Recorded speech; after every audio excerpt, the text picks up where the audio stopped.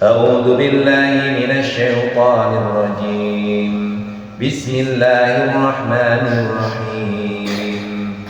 فلما جاء أمرنا جعلنا عاليها سافلها وأمطرنا عليها حجارة من سجيل منضود مسومة عند ربك وما هي من الظالمين ببعيد.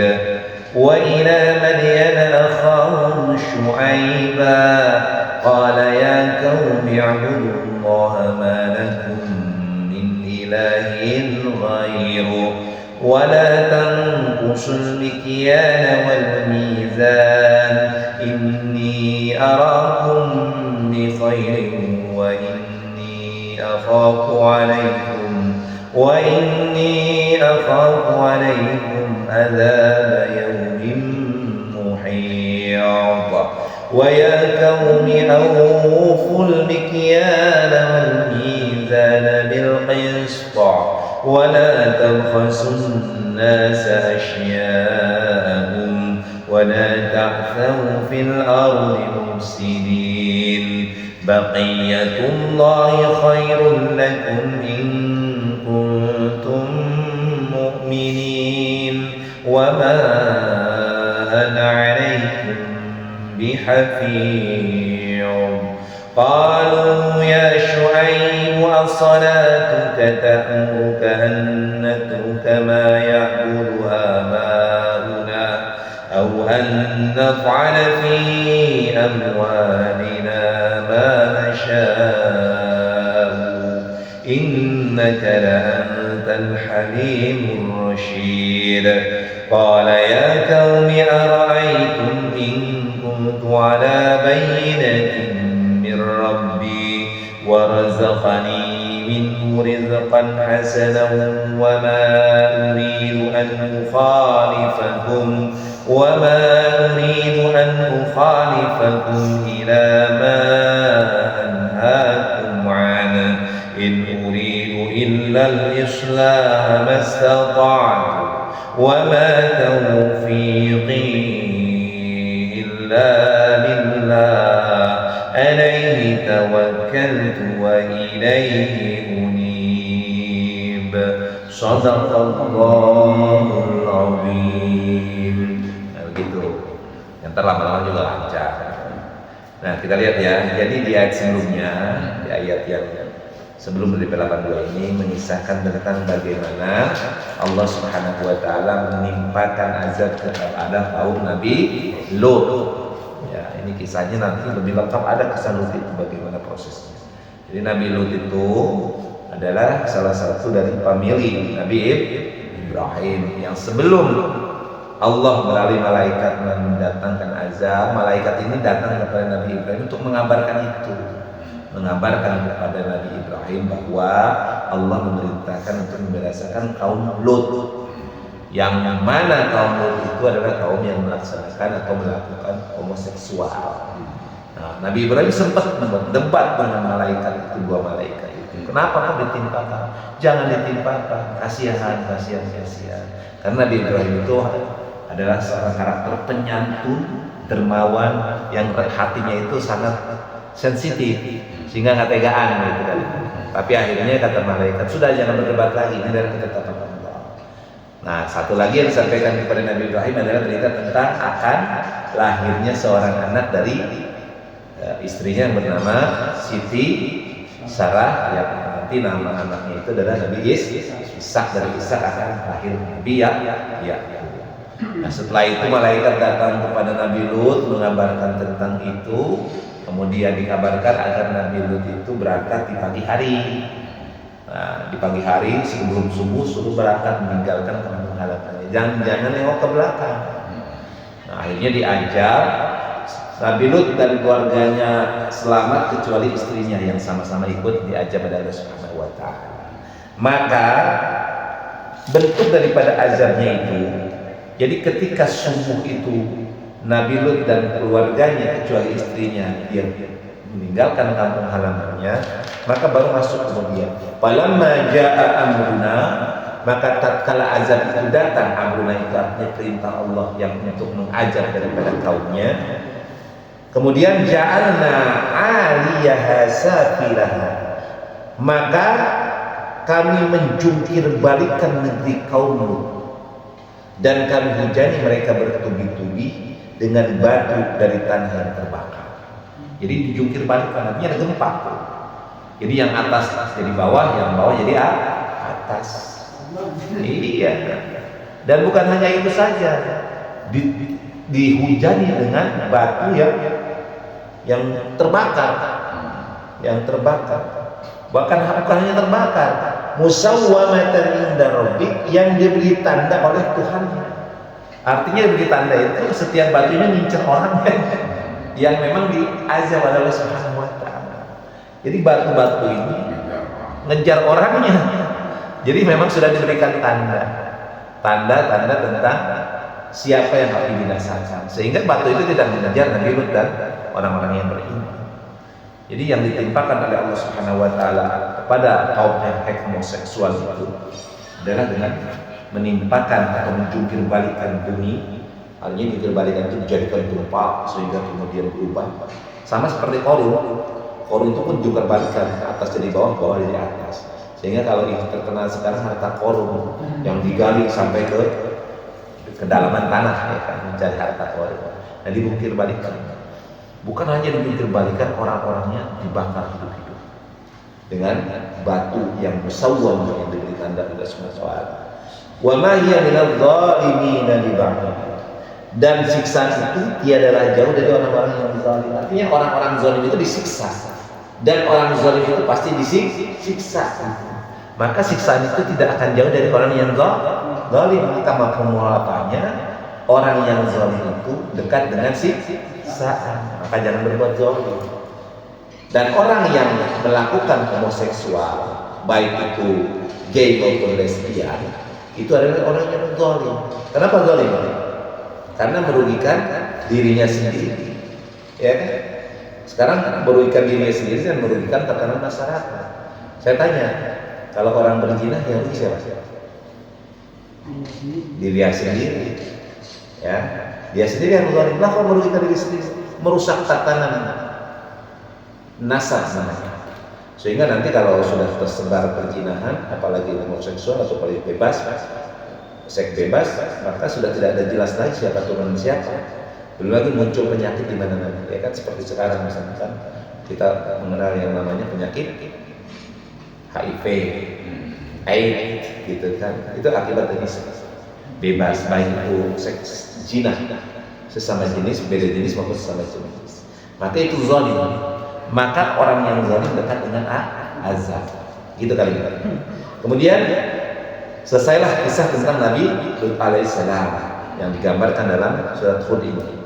Baru masuk kemudian kepada kisah tentang wa ila madyana akhahum syu'aiba, dan kepada penduduk Madyan kami utus saudara mereka yang bernama Syu'aib.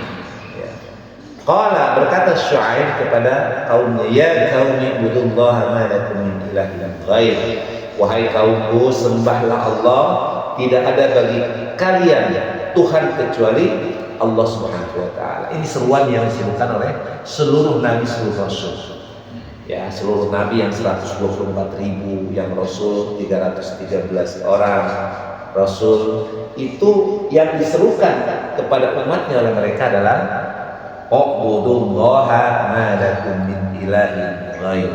Sembahlah Allah, karena tidak ada Tuhan selain Allah. Maka kemudian apa sih yang menjadi perilaku zalim daripada penduduk Madyan atau kaumnya Nabi Syuaib? Yang mereka lakukan adalah wala tanqusul mikyala wal mizan. Janganlah kamu kurangi takaran dan timbangan. Ini penyakitnya ini. Takaran dan timbangan. Apa bedanya takaran dan timbangan? Mikyal, mizan. Bedanya apa? Apa bedanya takaran dengan timbangan? Apa takaran dan timbangan?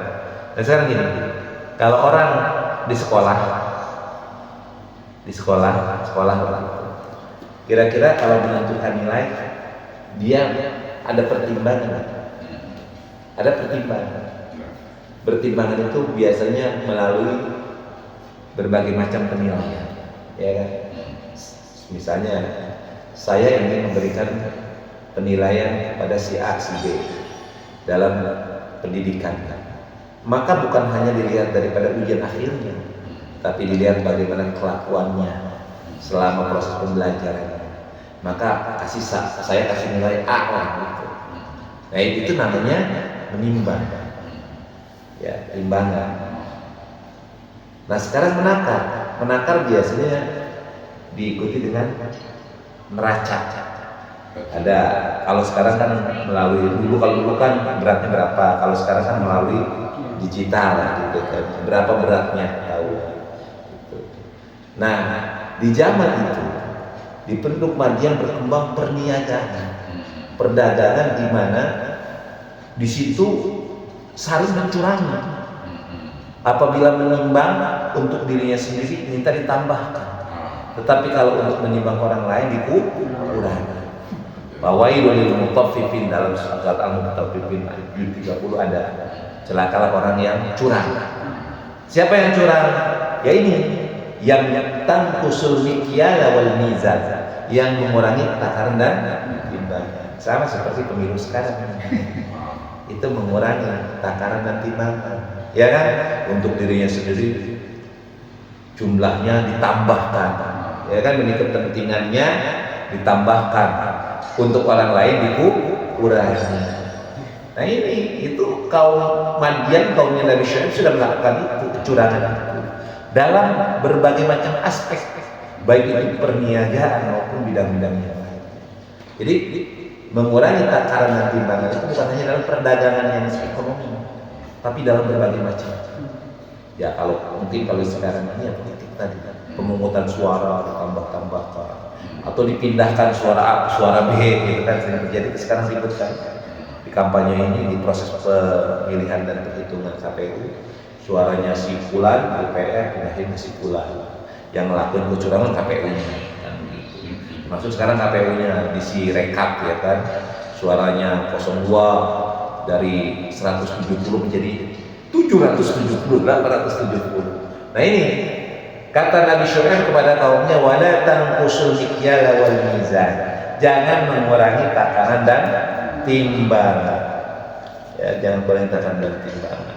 Inni arakum bi khairin wa inni akhafu alaikum adzab yaumin muhit. Sesungguhnya aku melihat kamu dalam keadaan yang makmur, yang baik, dan sesungguhnya aku khawatir kamu akan ditimpa azab pada hari yang membinasakan, hari kiamat. Jadi penduduk Madian itu penduduk yang sangat maju, kaya raya, masyarakatnya sudah makmur. Jadi ekonomi sudah sangat luar biasa, karena perkembangan ekonomi sangat pesat. Ya kayak kita kan.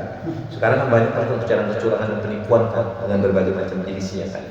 Baik penipuan yang sifatnya offline maupun online kan. Ya, yang kaya semakin menipu yang miskin semakin cekek gitu kan. Contohnya aja dalam masalah ojol ya, dalam masalah pinjol, misalnya kan, minjemnya 1 juta, kembalinya menjadi 1.800.000 dalam tempo yang sesingkat-singkatnya. Karena itu kan penipuan, penukaran, mencurangi takaran dan timbangan. Bukan hanya timbangan takaran dalam bentuk artinya menakar barang, tapi juga dalam nilai. Nah ini yang terjadi pada kaum Madian, kaum Nabi Syuaib, yang Allah memerintahkan kepada Nabi Syuaib selain harus taat kepada Allah, tapi juga jangan melakukan penyelewengan terhadap syariat. Nah ini makanya agama itu bukan hanya masalah ibadah, tetapi masalah muamalah atau masalah syariah. Bukan masalah akhiratnya saja, tetapi dunia ini.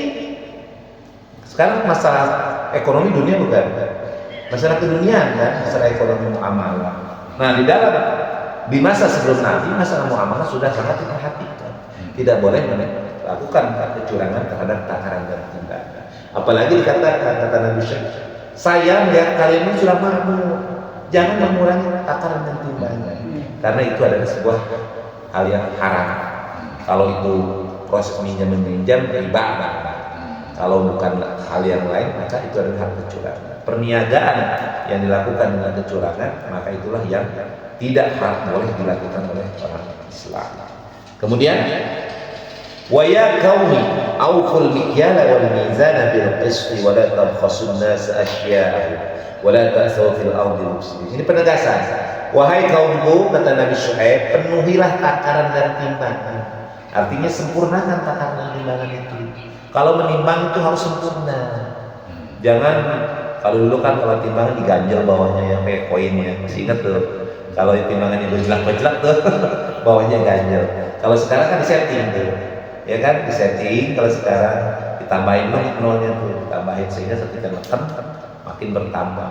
Kadang-kadang kita kan ada beberapa penjual itu suka nggak memperlihatkan dari nolnya kan. Kalau kami barang timbang ya udah kilo, pas kita bawa ke rumah timbang lagi lah, kok cuma 800 gram, nggak sampai 1000 gram gitu kan, kadang begitu. Nah ini yang tidak boleh. Maka kata Nabi Syuaib kepada kaum Madian, sempurnakanlah takaran dan timbangan bil qisti.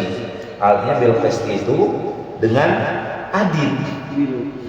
Dengan adil, artinya adil itu sesuai dengan aturan lainnya. Wala tabkhasun nas asya'um, jangan merugikan manusia terhadap hak-hak mereka. Jadi kalau haknya itu dipenuhi, termasuk gaji misalnya di karyawan, penuhi hak-haknya, jangan dicurangi. Apa dicurangi? Pemunduran gaji, misalnya penundaan gaji itu kan kecurangan. Karena kalau uang itu dimundurkan di perbankan kan bisa keuntungannya bertambah lipat. Saya punya 1 triliun, saya beli, ya kan? Saya tabungkan ya 1 bulan, bunganya kan udah banyak banget saya. Ya kan dalam 1 bulan. Kalau seandainya 1 bulan itu uang 1 triliun itu milik masyarakat yang harus digajikan ke masyarakat, kemudian saya pegang dan saya timbun yang seharusnya tanggal 2 misalnya, terus kepada pegawai diberikan tanggal 10, wah keuntungan saya lebih banyak lagi. Nah itu jadi merugikan dari sisi yang lain. Wala ta'thaw fil ardi mufsidin, dan jangan berbuat kerusakan di muka bumi. Kemudian kata Nabi Syuaib, baqiyatullahi khairun lakum. Sisa yang halal dari Allah adalah lebih baik bagimu jika kamu adalah orang-orang yang beriman. Wa ma ana 'alaikum bihafiz, dan aku bukanlah seorang penjaga atas dirimu. Jadi kalimat begitu. Kadang-kadang orang menganggap keuntungan yang kecil itu sesuatu yang merugikan. Misalnya orang jual ini, keuntungan ini kalau saya jual manggis ini kan dari sononya 5.000. Kalau 5.000 saya jual 10.000, belum ongkosnya, belum bensinnya, gitu kan. Ah udahlah, mainkan saja timbangan. Maka timbangannya dikurangi. Jadi bukan 1 kilo orang masuk ke 1 kilo 10.000. Maka kalau ditakarnya tidak 1 kilo, dia kan keuntungannya berlipat. Maka itu adalah sesuatu yang dilarang. Nah, keuntungan yang kecil tapi dari cara yang benar, dengan menyempurnakan takaran dan timbangan, maka kata Allah, baqiyatullahi khairul lakum. Artinya sisa yang halal dari Allah adalah sesuatu yang lebih baik bagi kita. Kecil tapi halal keuntungannya. Ini berkaitan dengan perdagangan, bisnis, apapun itu, ya apapun itu, mau laundry, mau apa. Kecil yang kita terima tapi itu dengan cara yang benar, itu adalah sesuatu yang lebih baik, lebih berkah bahasanya. Ya, berkah itu artinya ziyadatul khair, bertambah kebaikan dan manfaat. Yang namanya berkah bukan hanya dunia, tetapi akhirat pahalanya. Begini makan maksudnya begini. Kalau sesuatu yang berkah, rezeki yang berkah, misalnya kita makan ini dari nasi yang kita, uang yang hasil keringat kita, kemudian kita kasih kepada anak istri kita, walaupun sekedar maaf misalnya. Kita makan tempe, ikan asin, sayur asam misalnya. Tapi itu kan jadi berkah. Berkah untuk tubuh kita, tidak ada yang haram, berkah untuk akhirat kita. Nah itu yang harus dengan rezeki berkah. Tapi kalau rezeki tidak berkah, artinya dia tidak akan ada manfaat. Mungkin untuk perutnya kenyang, tapi akhiratnya dia nggak dapat. Contoh, orang makan steak, ya kan, misalnya makan enak lah pokoknya di mall, tapi duitnya dari hasil nipu, maka mungkin dia perutnya kenyang, ya kan, membawa kebaikan untuk fisiknya dengan makanan yang bergizi, tetapi dia tidak memiliki keuntungan untuk akhirat. Bahkan makanan yang dia makan itu akan menjadi sebabnya doa-doanya terhalang. Jadi bisa jadi nih, kita berdoa, kita rajin sholat, tapi ada makanan haram yang kita makan, itu bisa menjadi penghalang doa kita untuk diijabah oleh Allah Subhanahu wa Ta'ala. Jadi doa kita nih naik kan, kita doa ya Allah minta A, minta B, ya Allah apa-apa gitu kan. Nah doa itu kan naik ke atas. Nah ketika di dalam makanan atau perut kita ada yang haram, doa itu terhalang, mentok. Sebagaimana kita ada langit ini. Jadi kita semprotkan air ke atas, maka air itu tidak akan sampai ke genteng karena terhalang oleh atap. Nah itulah logika atau analogi daripada doa yang terhalang oleh hal-hal yang diharapkan, terutama dari segi rezeki. Maka ini yang dimaksudkan. Maka kemudian dilanjutkan. Qalu, jawaban daripada kaumnya, kaum Nabi Syuaib, ya Syuaib, wahai Syuaib, as-salatuka ta'muruka an natruka ma ya'budu abauna. Wahai Syuaib, apakah agamamu yang menyuruhmu agar kami meninggalkan apa yang disembah nenek moyang kami, atau melarang kami mengelola harta kami menurut cara yang kami kehendaki? Sesungguhnya engkau benar-benar orang yang sangat penyantun dan pandai. Jadi kalimatnya ini kalimat ejekan. Hai Syuaib, ini agamamu ini nih yang melarang kami untuk melakukan penyembahan terhadap berhala, terhadap patung, karena pada saat itu penyembahan terhadap berhala dan patung sungguh luar biasa. Jadi gini, jangan salah, semakin maju teknologi, orang semakin akan tersesat dalam sisi agamanya. Contoh aja, orang berebutan kursi dan jabatan, tapi orang makin rajin ke paranormal, ya kan? Orang berebut kursi dan jabatan, makin banyak mencari dukun. Ya kan begitu kan? Zaman sekarang kan masih berlaku gitu.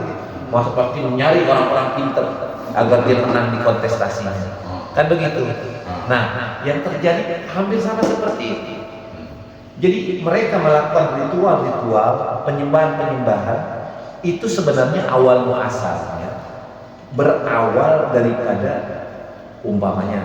Saya kemarin menjelaskan kepada kita. Jadi kita kadang-kadang membuat sebuah penghargaan terhadap tokoh. Ya kan, misalnya tokoh bangsa, tokoh nasional, tokoh agama.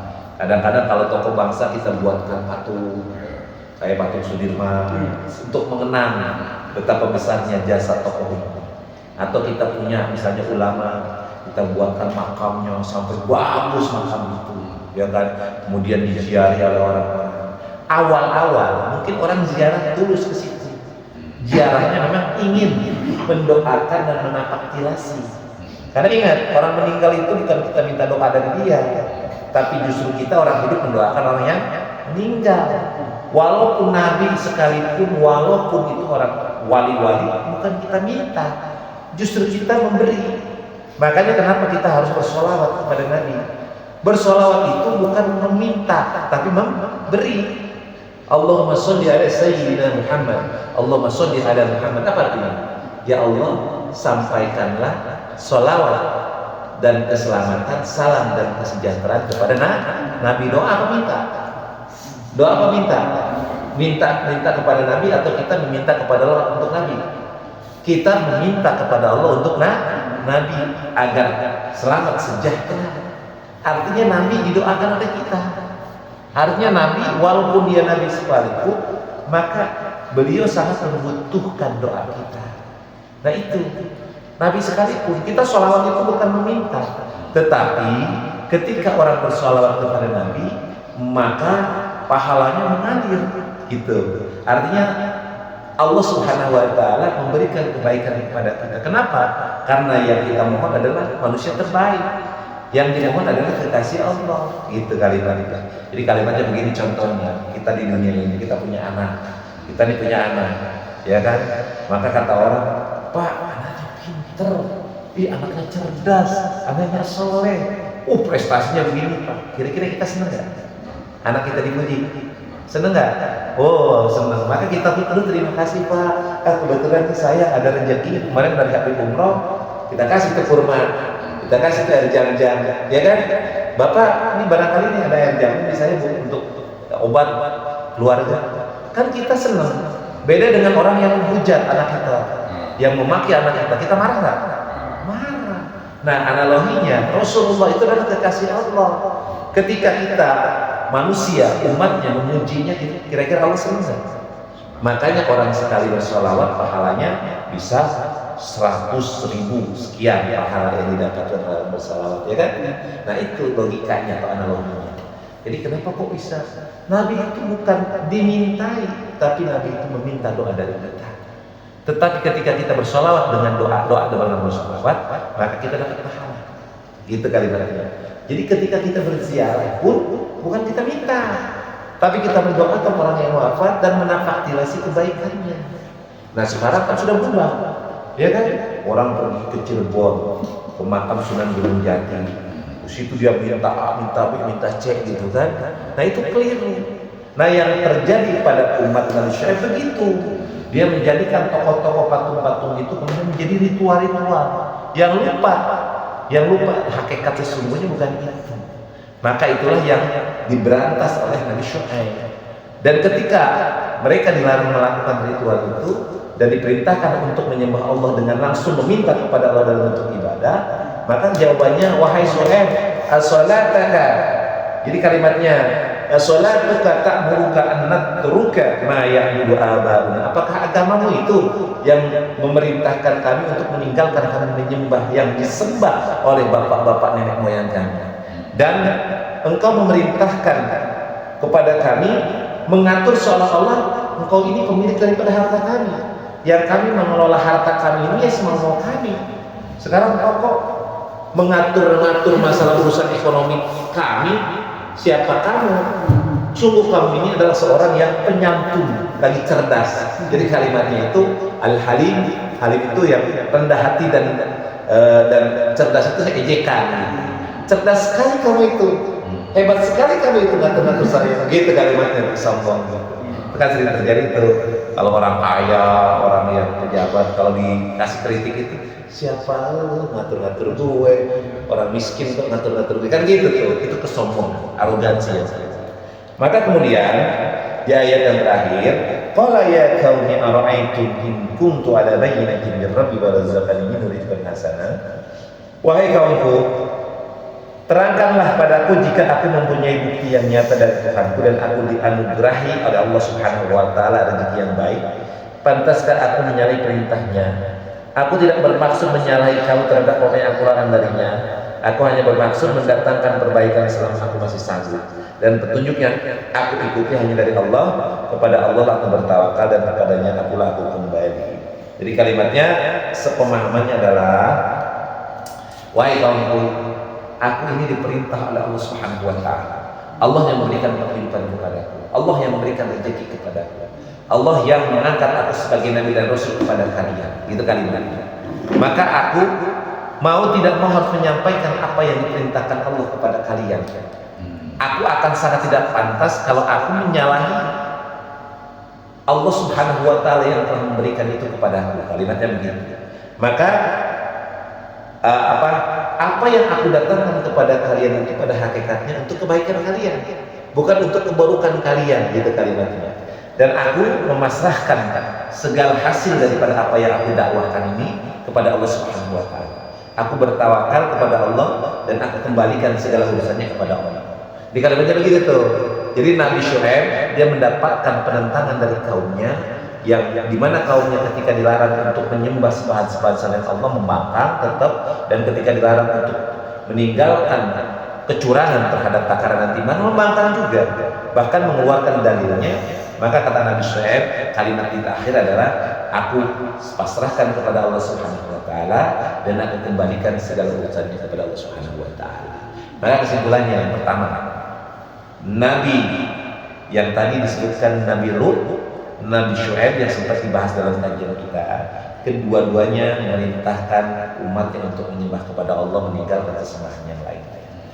Yang kedua, di dalam pembahasan yang terakhir ini tentang Nabi Syuaib, jadi masyarakat yang sudah sangat maju dalam bidang ekonomi itu kebablasan melakukan perbuatan kecurangan dalam bentuk pengurangan kecurangan dalam takaran dan timbangan dalam sisi apapun, baik ekonomi maupun sisi yang lain.